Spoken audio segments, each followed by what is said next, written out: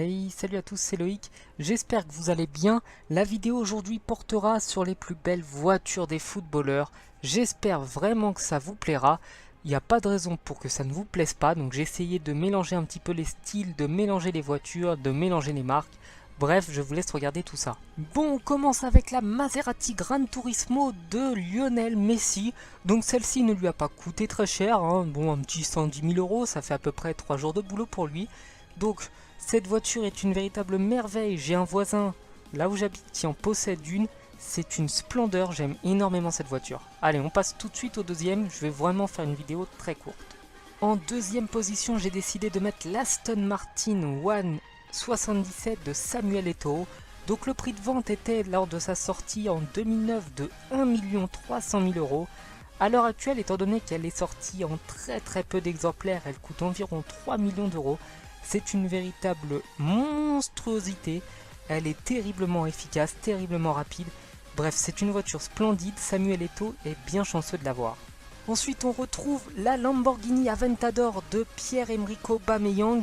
Donc celle-ci coûte environ 320 000 euros, hein, c'est pour le prix le plus bas que j'ai pu trouver. Bien évidemment, quand on dépense une fortune pareille, comme vous pouvez le voir, eh bien, on n'a plus les moyens de nettoyer la voiture. Donc, il a une jolie voiture, mais vraiment très sale. La quatrième voiture que je vous présente est la Ferrari 599 GT de Cristiano Ronaldo, ou plutôt c'était. Donc celle-ci vaut à peu près 120 000 euros en occasion. Donc neuve, je vous laisse vous imaginer quel prix elle peut valoir. Et je ne sais pas comment il s'est débrouillé, il a réussi à l'encastrer dans un mur.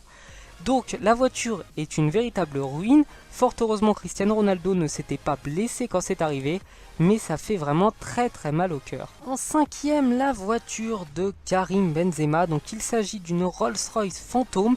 Celle-ci est aux alentours de 450 000 euros. Donc bon, allez, ça fait quoi, 10 jours de boulot pour lui? C'est pas énorme, hein. C'est comme si moi j'allais m'acheter une bicyclette. Bref. Donc cette voiture n'est pas ma préférée du tout, je l'ai mise puisque voilà, quand même, Rolls-Royce fait partie des meilleures marques. Je trouve qu'elle est trop carrée, elle est trop grosse, elle ne me plaît pas. Ah bah d'ailleurs, ça me fait une super transition vers Mamadou Sakho qui a cette fois-ci une Rolls-Royce Ghost. Donc ce n'est pas la même, elle coûte à peu près 200 000 euros de moins que celle de Karim Benzema.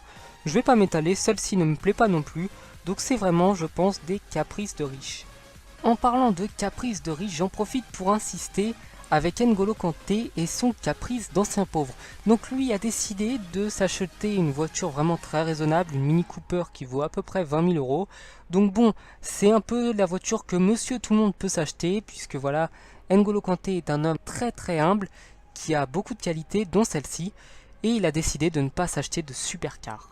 Bon, et tant que j'y suis, voilà la photo de la voiture de Gianluigi Buffon. Il s'agit d'une petite Fiat 500, très mignonne, très sympathique. Je ne roulerai pas avec personnellement, mais bon, voilà, elle lui plaît, il est content avec. Par contre, j'espère quand même qu'il roule sans les gants avec.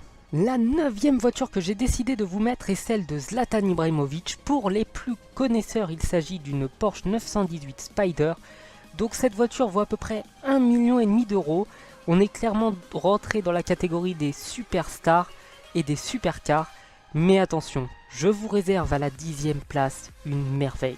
Vous l'attendiez tous, je ne laisse pas de suspense, il s'agit du tracteur d'Olivier Giroud de la marque Samé.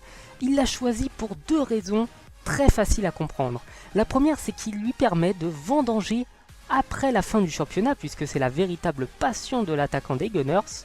Et la deuxième, c'est que la vitesse maximale de ce bolide, de cet engin, de cette merveille, est exactement la même que la sienne, environ 9 km/h, juste un petit peu au-dessus de celle de Thiago Motta, une véritable merveille. Et bien voilà, la vidéo est terminée. J'ai essayé de parler un petit peu plus vite que d'habitude, puisque je me suis rendu compte que voilà, sur ma chaîne, je manquais des fois de rythme. Donc j'espère que ça vous a plu. Si c'est le cas, vous pouvez me le dire dans les commentaires, me laisser un j'aime, peut-être vous abonner, hein. Vous n'êtes pas obligé, mais ça me ferait plaisir. Et donc, moi je vous dis à la prochaine. Proposez-moi peut-être des sujets de vidéos. Si ce style de vidéo vous a plu, dites-le moi aussi, hein, c'est très important. Comme ça, je vous en referai. Et je vous dis à la prochaine. À bientôt.